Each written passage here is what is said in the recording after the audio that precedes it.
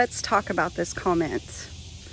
When I recorded this video about saving seeds, I did mention this fact, but because of time limits and keeping people's attention, you gotta cut some information out.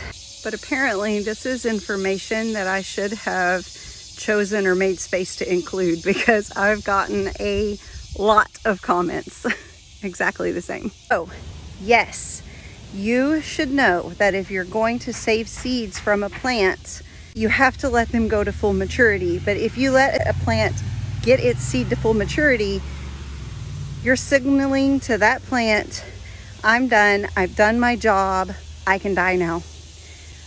You may get a few things off of it still, but for the majority of plants, they will die. They'll die back. They won't produce as much because they've done their job. A plant's sole purpose is to produce seed to grow more plants. So when you let a plant go to full maturity, it's done. Here's the deal.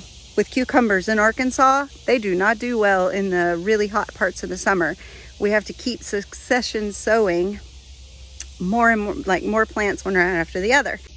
This plant right here, this is Boston pickling cucumber. It was already beginning to show signs of stress, heat stress, and die back. The cucumbers were getting bitter and yucky. So guess what? I'm letting it finish out its life cycle.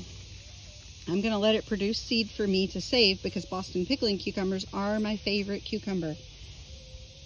But look, it's still trying to produce more. I will get a few more cucumbers off of it, although they may be bitter, but the chickens will enjoy it. And it's not really taking up any extra space. I have more cucumbers already starting up.